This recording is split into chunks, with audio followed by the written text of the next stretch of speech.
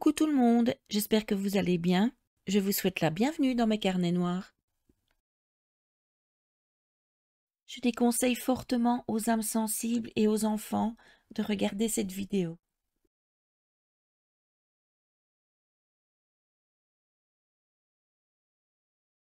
Alors, comme vous avez pu le constater, ma vidéo précédente a été supprimée. Apparemment, le sujet est un peu trop sensible. Mais ce n'est pas grave car je vais reprendre certaines de ces histoires expliquées différemment et dans d'autres contextes. Alors, deuxième petite chose, désolée pour ma voix de canard lors de l'enregistrement, mais j'avais un gros rhume. Merci, c'est parti. Je vous emmène aujourd'hui en croisière pour vous raconter l'histoire d'une disparition suspecte. George Allen Smith, quatrième du nom, est né le 3 octobre 1978. Il travaille dans le magasin d'alcool de ses parents à Coscope dans le Connecticut. Il est prévu qu'il reprenne la boutique quand ses parents prendront leur retraite bien méritée. À 26 ans, il vit avec Jennifer Hagel Smith, 25 ans, qui va débuter un travail d'enseignante de 3e année après avoir eu sa maîtrise en éducation de l'université Roger Williams. Fin juin 2005, le couple se marie à l'auberge Castle Hill à Newport dans le Rhode Island. Après ce mariage de conte de fées vient la lune de miel et elle promet d'être paradisiaque. Ils embarquent à peine quelques jours après leur mariage sur un superbe navire, le Bryant of the Seas, de la compagnie royale caribéenne. Le départ se fait de Barcelone, passe par certains ports d'Italie, ensuite en Grèce, pour finir à Kusadasi en Turquie. Le jeune couple est très sociable et lie facilement connaissance. Les paysages sont magnifiques et les escales époustouflantes. Ils profitent de chaque minute. Le 5 juillet, le couple se rend au casino du bateau.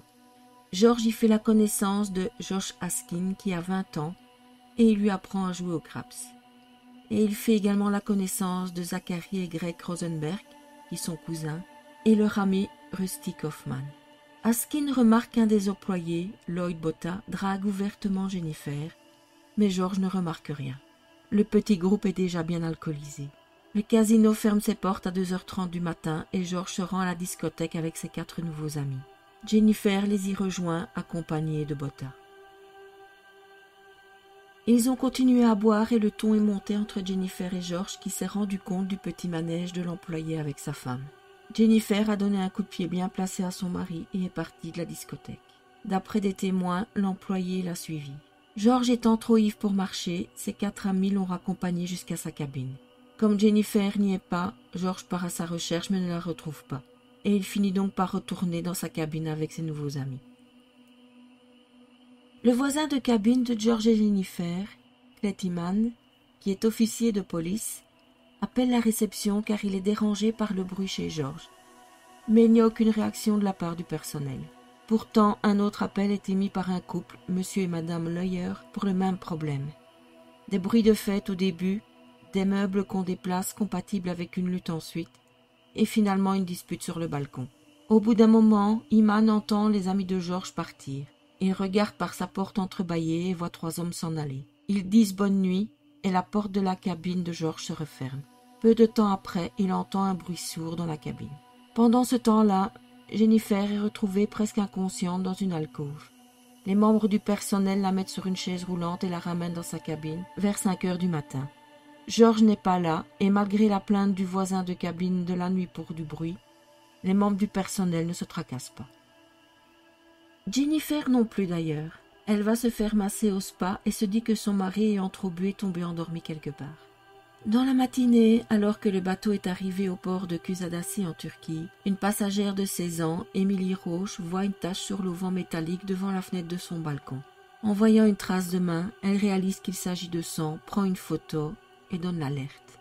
L'équipage réalise que quelque chose de grave est arrivé et Jennifer est appelée par l'interphone du bateau. Au vu du fait que George est introuvable, ils se disent que c'est certainement son sang. Jennifer n'est plus autorisée à retourner dans sa cabine. Elle prévient ses parents de la situation et demande à son père de prévenir la famille Smith. Josh Askin est interrogé et reconnaît avoir bu avec George et l'avoir accompagné dans sa cabine. Jennifer et lui quittent le navire afin d'être interrogés par la police turque.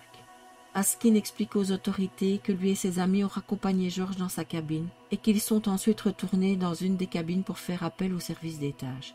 Il y a bien des traces de ces appels, mais rien n'a été livré dans cette cabine. Quant à Jennifer, elle a un alibi puisqu'elle a été retrouvée ivre morte par le personnel au moment présumé de la disparition. Après l'interrogatoire, Askin est remonté sur le bateau.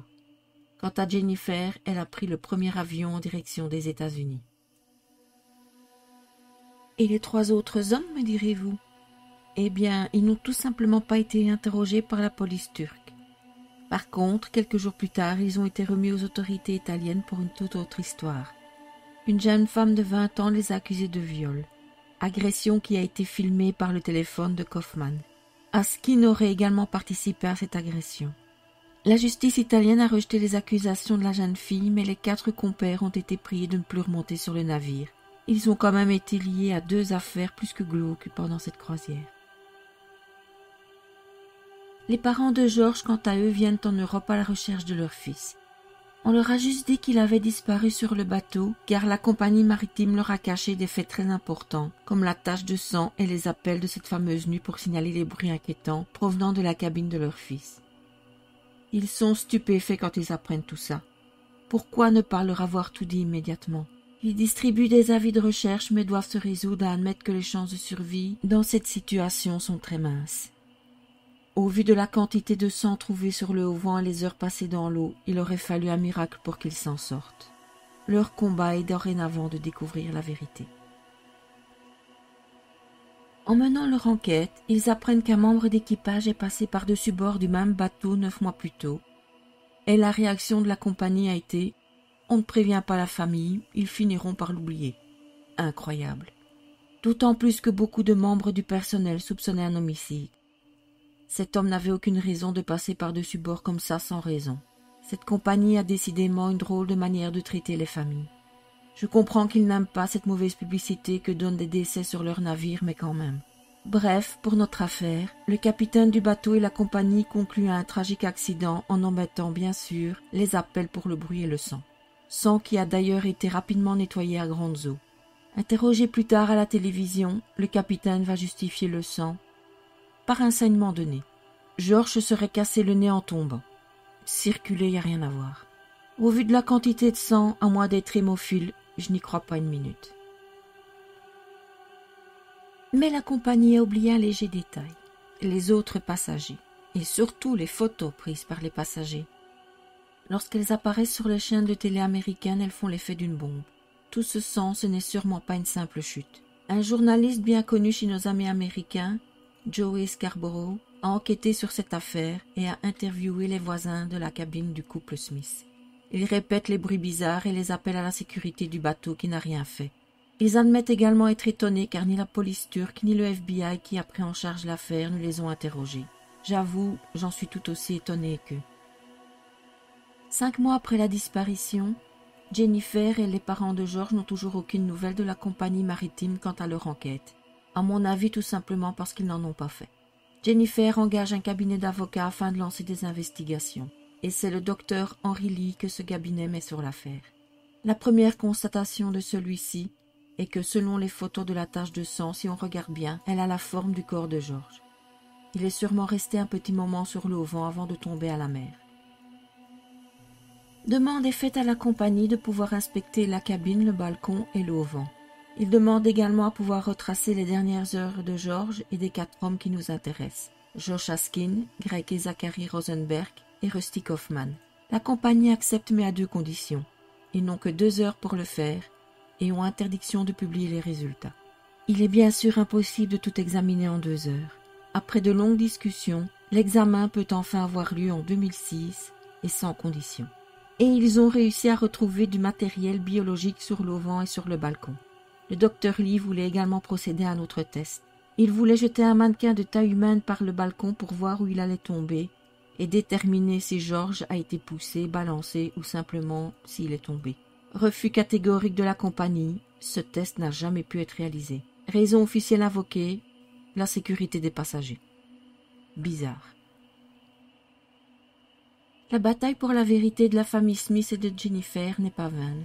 Ils se sont associés à Kendall Carver qui a perdu sa fille lors d'une croisière de la même compagnie et avec autant de mensonges. Leur but est de faire bouger les choses. Kendall a d'ailleurs créé une organisation, International Cruise Victim.